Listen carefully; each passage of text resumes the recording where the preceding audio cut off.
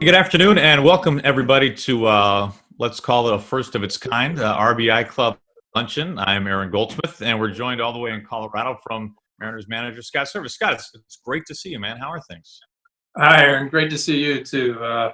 This is a first for a lot of us, I think, myself included. But glad to be here, and we'll have a little fun today.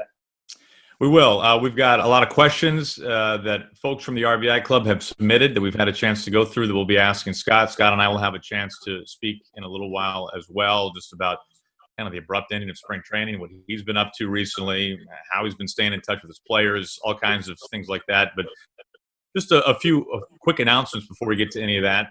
First of all, on behalf of Bob Simeone and the rest of the RBI Club, we're so grateful that everybody can be a part of this today. And there's been a lot of effort on the Mariners front office side of things to make this happen.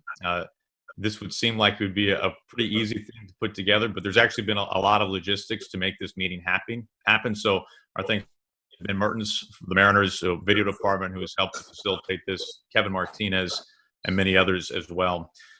Clearly, the 2020 RBI Club program is on hold for a while at this point, but it sounds like the RBI Club and the Mariners are working to do everything that we can and they can to make the rest of the program year as viable as possible, including what we're doing today. Before we go any further, it seems like a wise idea that Mr. Simeone thought of, just a moment of silence, first of all, for any of those who have suffered the effects, either directly or certainly indirectly, of COVID-19. And also while we're doing that, one of baseball's great people, phenomenal player, Hall of Famer, Mr. Tiger, Al Kaline, as we all know, recently passed away. And so we, no doubt, send our thoughts to the family of Al Kaline and to the entire organization of the Tigers as a whole. So we'll take a moment of silence.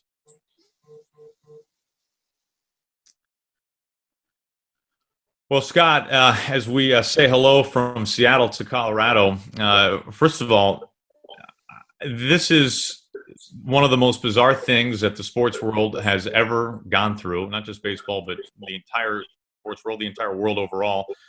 Can you take us back to kind of the sequence of events in Arizona? The Mariners had a game that was called early because of rain, and then the next day a game got rained out, and as that game got rained out, it was announced that spring training had been dissolved, and then less than a week later everybody was gone and had dispersed to their homes. I mean, it was a mass evacuation. What was that moment in time like for you as a baseball man, as a manager of a major league team? It was really almost surreal. I didn't quite know what exactly was happening. Of course, we were certainly following what was going on in Seattle, as I think Seattle was one of the first communities to really get hit hard by the virus. So leading up to those days, you're talking about March 9th, 10th, 11th. There was already some talk going around, our clubhouse and in the front office on maybe what we would do if we could not play opening day in Seattle, not knowing how the virus was going to spread or anything like that. So. Going back to, I think it was the 12th, we had a split squad that day. I know we were supposed to play the Royals and the Indians, I believe. And one of the games had been canceled already because it was raining. And then the other one, we were just kind of on hold and knowing in the backdrop that MLB could possibly shut down spring training at any time. So when those announcements came down, we got together with the team, myself, Jerry DePoto, and again, just trying to relay the information that we had, lay it out to our players and try to give them some kind of idea of what was coming down the road. And of course, we didn't know all the details, but just try to handle it best we could. So original thought was that we would probably stay in Arizona for a while, kind of lock down and allow players to come in and work out a little bit. But, as we learned more about the virus and how it worked and got more direction from MLB, it was suggested that we shut down the entire complex, get all of our players and coaches home. I stayed in Arizona for about another 5 or 6 days. Then I got in my rental car and drove here to Colorado.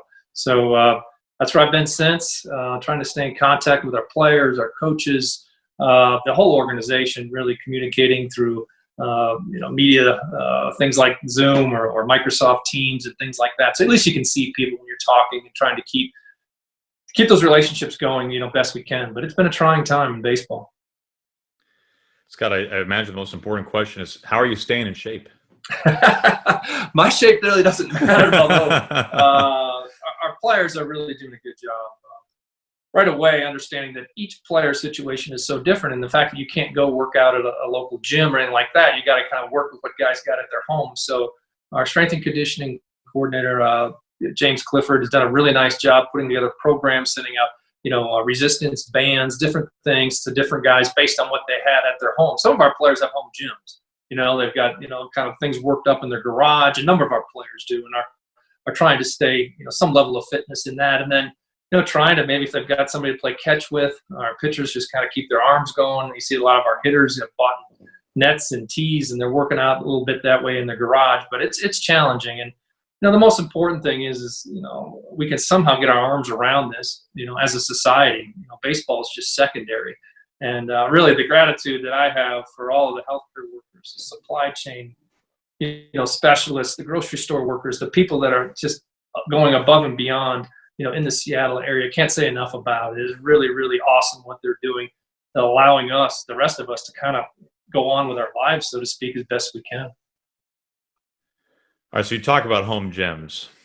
I just had a Zoom meeting, a video conference meeting with Marco Gonzalez and Tom Murphy. Oh, Murph's out of his mind, yeah. so today, during this time of quarantine, I was talking with the Mariners, and I said, "Hey, we should do a weekly show with me and Marco, and then a player, right? But I want Marco as my co-pilot here.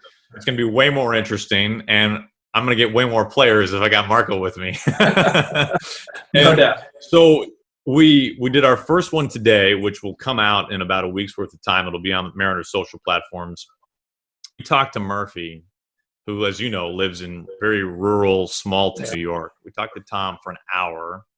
First of all, since he is the strongest man in America, medicine balls don't do it. And so he walked us through how he's finding boulders on his property and just literally throwing boulders into the earth and making massive divots and holes to stay in shape. So, maybe a home gym isn't required as long as you have powerful nature around you. Murph takes his workouts probably as serious as any player I've ever been around, and along with taking them serious, he is very creative in what he does. So everything he does, from his workouts to his what he puts in his body, what he eats, everything is very, very calculated, and that's just how he's wired. And it doesn't surprise me. He probably hasn't taken a day off since he left spring training in his workouts and everything else he's doing. So that's why we love him. He does take it very seriously, and nothing's going to get in his way from getting his workout in. We also enjoyed the fact that, a little bit of a spoiler for anybody who watches the video, his backdrop, like you and I are in our offices, right? Yeah. His backdrop, I'm not making this up, is a 6-foot taxidermied black bear that he hunted and won, and it's right behind him in their dining room. So, as I said to Marco, hey, Marco, if you got a no-no going into the 9th inning, I feel like Tom has been in a more stressful situation before than calling the 9th of a no-hitter. No doubt. I did see a picture of that bear myself. I know we've done some different Zoom events with our players, and I saw that bear about a week ago, and it created quite a discussion amongst our players, no doubt. So, you never know. It's actually one of the hidden blessings in going through something like this. We're finding out a lot more about our players, even though we're not with them every minute of every day. Kind of going behind the scenes, so to speak, in these guys' homes and their lives, finding out a little bit more about their families. That's one of the things we've done as a coaching staff, is divided up our group. So each coach has about 5 or 6 players to talk to. We talk to them once a week. And I told the coaches, if you're going to talk to these guys once a week for 7, 8, 9 weeks, you better know the name of their wives, how old their kids are, when the birthdays are, because now's the time to go deep, because we have time. So that has been one of the hidden blessings that has come out of this. One of the disappointing things, obviously, for the Mariners is that this was going to be a year of really great development on the field for the ball club. A lot of new faces, which we'll get to that a little bit later in the Q&A. But, Scott, hopefully there is some semblance of a baseball season that is ahead of us that we can't see right now. assuming that happens, what are you most excited about to get this thing going again, assuming that it does? And to obviously the emotional side of baseball is back, but in terms of the 2020 Mariners, what were you really hoping to see and track as this season was supposed to go on and hopefully will? Well, I think as many of our fans know, they understand the kind of the direction we chose to go as an organization here. It really started, last offseason before the 2019 season when we knew we needed to get younger. I look at 2019 as kind of a transitional year. We still had some players on the roster that we knew weren't going to be with us long term, and we were kind of biding time until we could get a very young athletic team out on the field. That's where we are right now in 2020. Understanding getting those players on the field, we're really looking forward to is letting these guys get the experience that they need at the major league level. They're very talented. They're awesome people. That's probably what excites me as much as anything. A lot of these guys have come up throughout our minor league system. They really understand what's important to the Mariners and what's going to be important for us to win at the major league level. But it's hard not getting them. They're not getting the experience. That's the toughest thing being out right now is the experience of understanding what it's going to take to be successful at the major league level. And to get that understanding, sometimes you have to go through some difficulties, some struggles. So I was actually very, very happy with where we were at in spring training, especially with our pitching. A number of guys that's really stepped forward, a number of our young pitchers, which was exciting for me. And I thought Yusei Kikuchi looked great. There was a Taiwan Walker looked really good, having come back into a Mariner uniform. So a lot to get excited about on the pitching side. And, it's tough. Every team is suffering through it. Everybody has their own agenda or personal goals that they want to achieve throughout the season. And hopefully we do get some semblance of a season back. I do believe we will, whether it's 80 games, 100 games. I don't know what it's going to look like. That'll be up to Major League Baseball and the Players Association to put that together when hopefully, things calm down and clear up and we are able to get out and play. So I keep my fingers crossed that we'll be out there. I know our players do. We miss being in Seattle. When you get days like today and how the weather's been here recently, it's hard. It's hard not to be able to go outside and just do what you love doing. Well, Scott, we'll get to some listener. This is not the podcast. We'll get to some who are writing in from the RBI program. Stan, first of all, since his thanks for you and for the Mariners for setting this up and for taking your time to be with us today.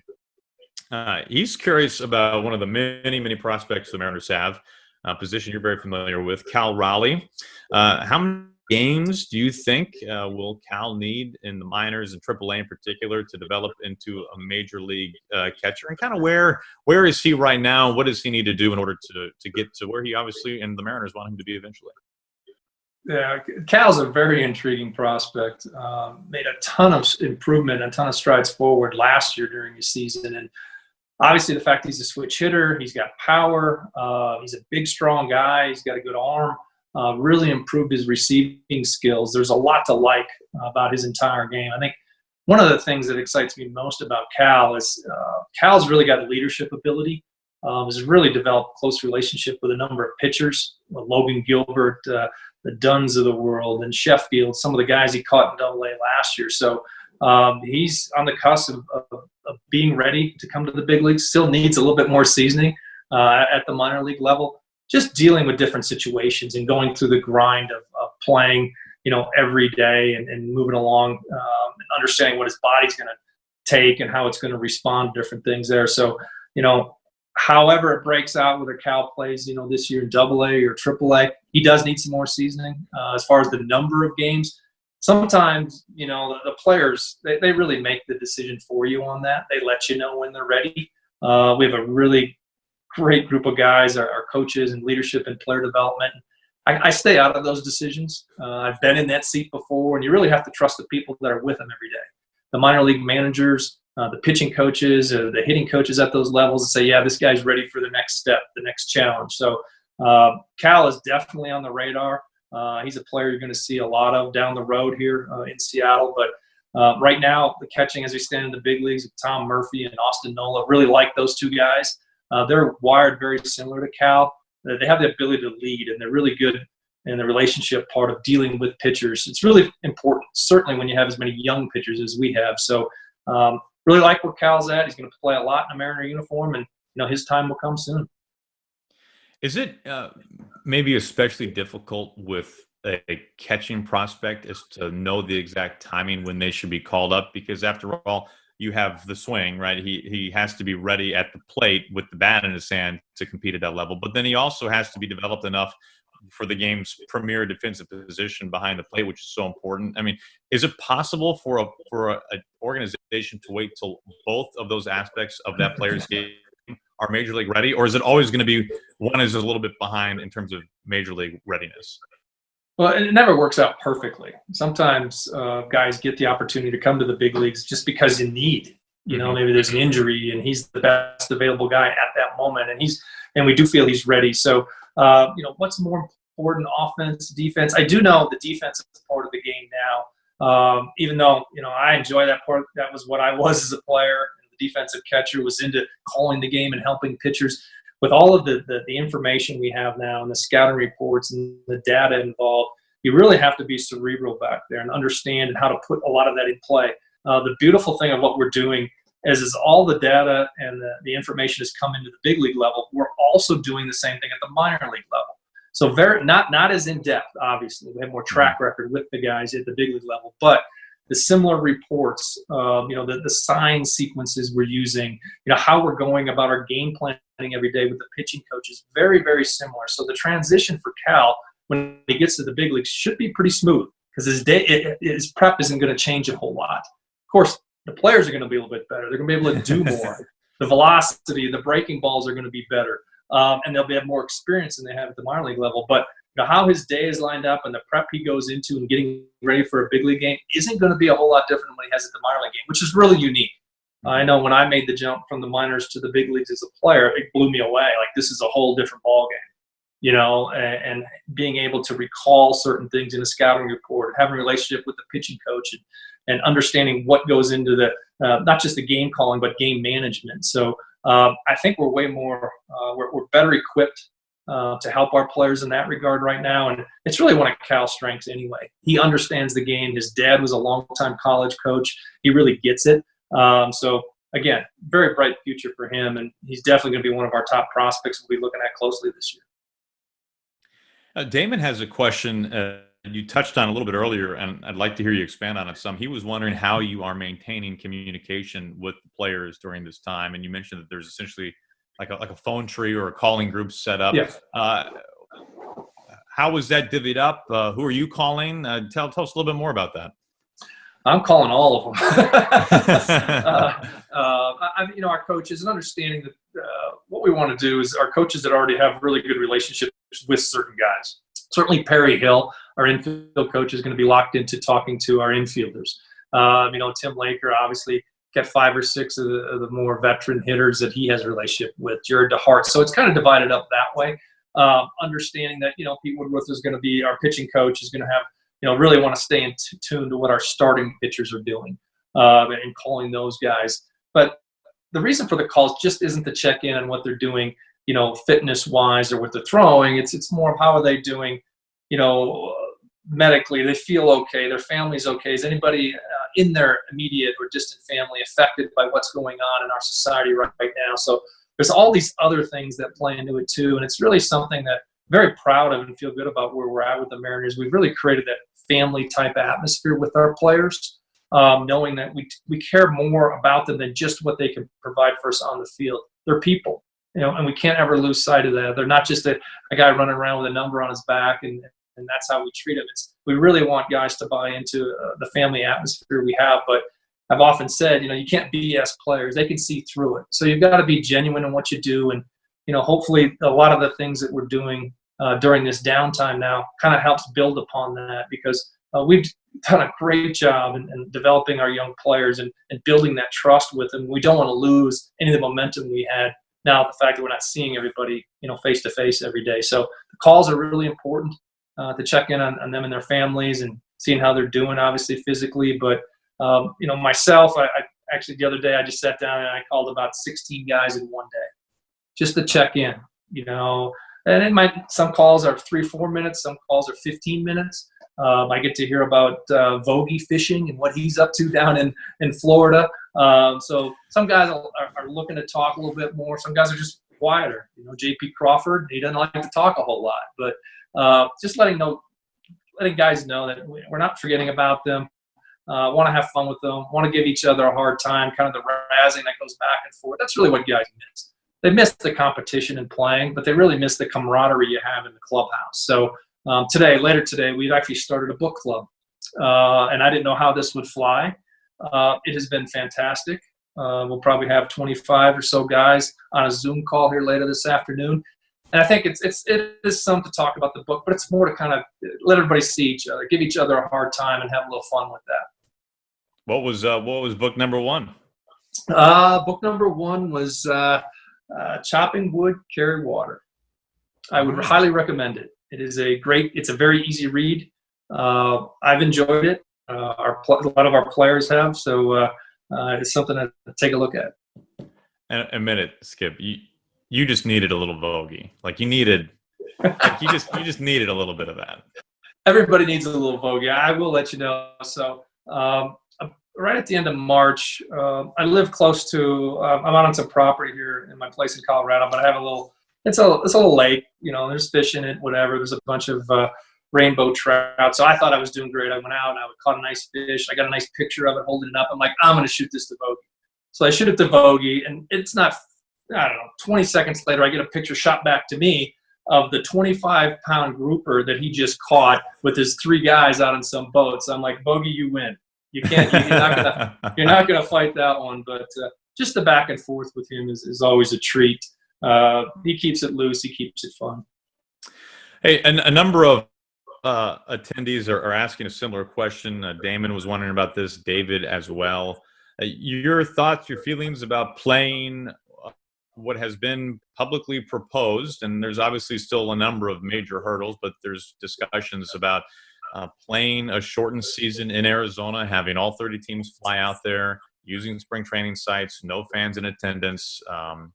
There's a lot to digest there, but what are your thoughts when you've read about that and thought about it a little bit as to how that might look or feel and what that would be like as a manager? Certainly, I think we have to be open to everything right now. I know the players desperately want to get back and play, as do coaches and organizations. There's no question. And I really do think once we can get back on play, it will help the healing process of fans all over the country. You have something to look forward to. You start following your local teams, and hopefully the economy picks up and everybody can kind of work towards getting back to what life used to be like. So it is important that we do get out and play, and I hope it can happen. Now, I'd love for it to happen in Seattle. There's no question about it. But if it means that we have to go to Arizona and kind of adjust some few things, I am certainly open to it. There are a lot of logistics involved, and I think on paper it looks like a great idea. But you got to get all those teams in there, and it's not just the teams. And you talk about each team's got about 30 players. Oh no, there's a lot more than that involved. With all the support staff and everything, so there's a lot of logistics involved. I'm open to anything. Again, ownership group, Major League Baseball, the Players Association, those are the ones that will ultimately make that decision. And, I have been looped in on a couple calls with the commissioner's office, just kind of asking, how many games would you need to play before you'd be ready for the regular season? How much time do your pitchers need to get, up to speed, or your position players, and things like that. How do you feel about double headers? For me personally, I desperately miss the game, and I'm willing to do whatever it takes to get us back out there. What would be, in your mind, a truncated spring training that would still be long enough for guys to get ready? I compare it back to I was a player back in 1994 when it went through the strike, and then we came back. We settled right at the beginning of April. We had about 3 weeks to get ready for the season at that time. 3 weeks was probably enough, in the fact that it was enough for position players. Mm-hmm. Pitchers, we were forced to carry an extra 3 or 4 pitchers on the roster for about the first month of the season, because that's the biggest fear here, especially where we're at with the Mariners. Not just us, but any team. You don't want to get anybody hurt. Mm-hmm. And I don't care what these guys have been doing on their own, whether they're out, they have a mound in their backyard, and they have a full catcher to throw to. It's nothing like the competition and how your adrenaline gets going and how your body reacts to that. So we got to be very, very cautious. We don't get anybody hurt. So if you had 3 to 4 weeks, you probably get your pitchers built up maybe to 3 innings, knowing that you had extra pitchers in your bullpen. So your games would be really chopped up. You won't see Marco Gonzalez go out there and throw 6 or 7 innings on opening day. But understand we got more guys that we could bring in behind him, and that's not the goal here. The goal is just try to get to an opening day when everything hopefully calms down and we get this thing, our arms around the virus a little bit more than we have it right now. So I think if you had 3 or 4 weeks, you'd probably be okay. Now, Ellen is curious about a lot of the new names on the roster, and certainly there are a lot of new names and young players for the Mariners in 2020. With that in mind, Scott, during and relatively speaking, your brief time in Arizona with these guys, or were there a handful of them that you really walked away with thinking about and very impressed with? I was. I'm probably more fired up about where we're at right now than I was before spring training started, because you hear the names, and a lot of these players I hadn't seen a lot of just because, the Jared Kelenics and Julio Rodriguez is a very limited exposure they've had at the minor league level. But, the guys that stood out for me in big league camp, really, Evan White, I thought had a really good camp. And I know everybody that follows us closely understands we made a commitment to Evan. Really believe in him and his future. I thought he had a really good spring. Defensively, nothing to worry about. Evans is smooth around the bag at first base as anybody you're going to see. He can make all the throws. He can pick balls in the dirt. Offensively, I thought he did a nice job, with the bat, and how that's going to continue to progress for him. He does a really good job of controlling the strike zone. He does have power. He uses the whole field to hit. He's a good athlete. He runs the bases well. So there's a lot to like. Offensively, he just needs reps. He needs at-bats. He stood out for me. I thought on the pitching side, a couple guys really stood out. I thought Justice Sheffield made a huge stride forward. He made a little bit of an adjustment right at the end of spring training. Justice, people who obviously fans follow the game closely, difference in fastballs. There's a 4-seam fastball, the 2-seam fastball. Justice went primarily to the 2-seam fastball his last couple outings in spring training, and it was lights out. Just the movement on the ball, not trying to overpower it. He threw a ton of strikes, was able to get to his slider, which is really his wipeout pitch. But I think everybody understands as a starting pitcher in the major leagues, you really need 3 pitches. Justice, really good fastball. Everybody knows his wipeout pitch is his slider, but his ability to throw his changeup really, really stepped forward. So I'm looking at a guy. He's young, he's athletic, he's got 3 quality major league pitches, and he's throwing them all for strikes, which is really exciting for us. Trying to project and how he fits here going forward. I thought he had a nice spring.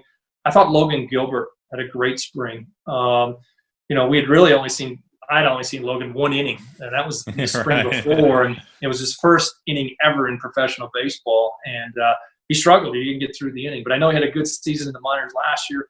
He came into spring training this year, and he had something to prove, and again, he's a former first-round pick. What stood out for me was just how calm he is on the mound. He's very in tune to what he's doing pitching-wise. Those things are great, but you still got to have real talent and weapons, and he does. The fastball, because he's very tall, got great extension down the mound. He's about a foot down the mound than the normal pitcher. So even though the radar gun may say 93, 94, sometimes 95 miles an hour, it's actually playing like 96, 97, 98 miles an hour because he's so much closer to the hitter than the average guy. Good changeup. The breaking ball has got plenty there. He's a very good competitor.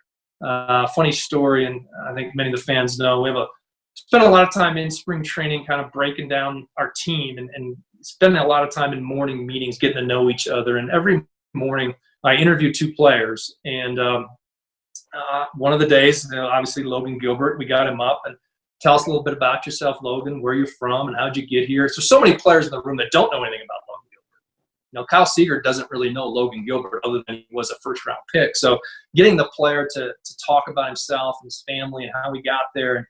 And, I usually get into some questions, who's your hero? What's your hardship? What's your highlight? And one of this, oftentimes in a clubhouse setting, other players will chime in, funny side jokes or whatever. And I said something about a nickname. You got a nickname? And somebody yelled out, Walter. I said, Walter? And I looked at Cal Raleigh, and Cal, who spent a lot of time with Logan, says, yeah, Walter. I said, where'd that come from? He said, well, he's got this alter ego. I said, alter ego? He said, yeah, when he takes a mound, he's a different dude. So we turned Alter into Walter. Now is his Walter. So for the members of the RBI club that are in you do have the inside scoop there. That is Logan Gilbert's nickname. But all those things come out of those morning meetings. So Logan's a guy, obviously a lot of talent, excited to see how it plays out for him, and really expect him to be in Seattle soon and helping us out in our rotation. Don't mess with Walter. You got it. Hey, Ellen also chimes in. Outside of your book club, Scott, have you picked up any quarantine hobbies that you would otherwise not be doing this time of year? I have definitely cooked more than I've cooked in a long, long time. My wife has got me doing a little bit of that, and I'm okay on the grill. When it comes to some of the other stuff, it's a little bit of a challenge, but that's been good. Trying to get a number of the things done around the house, the projects, those type of things I've been up on, trying to stay up on anyway. But, it's been hard. I think as much as we love baseball, I just love sports. And not having any sports on TV, when you go to, it's typical, you sit down at night, you want to catch Sports Center or whatever, what's going on in the world, and there's nothing going on sports-wise. That's probably been the biggest adjustment for me. And I will say, and it's something that I've talked to our players a lot about, is oftentimes we just take things for granted. And I think when things like this happen and it's taken away from you, and I've heard players often talk about when they go through an injury, how they kind of refocus, and their mindset is different when they come back from the injury because they've been out for so long. It's kind of how I feel, and how grateful I am that I have the opportunity to be a part of professional baseball and help young players along, not just in their careers, but in their lives. So that's one thing about coming back, and eventually we will get back and play. I want to focus on having more fun. I really do. Once you get into the heat of battle and the season gets going, when your team's either playing really well or maybe it's scuffling, you always put a ton of pressure on yourself as a player, manager, coach, whatever. We need to relax and have more fun. So I'm looking forward to the day we can all get back together again and play the great game. But I've missed sports. I've dearly missed it. Absolutely. Everybody, for sure. Hey, one last quick reminder, as pointed out by Ellen as well, the Mariners will be having a blood drive at T-Mobile Park beginning on Monday. So anybody in the area might want to consider donating to a great cause. And you're kind of going to the ballpark, which would feel good as well, for different reasons than we'd be hoping this time of year. Scott, man, it's great to hear you. It's great to see you. Thank you for putting the grill tongs down and the book down for a little bit and joining us for half an hour here, on behalf of Bob Simeone and Kevin Martinez and everybody else at the RBI Club. We really appreciate it, and thank you so much. And we hope that we see you in the dugout in the Mariners uniform once again sometime real soon.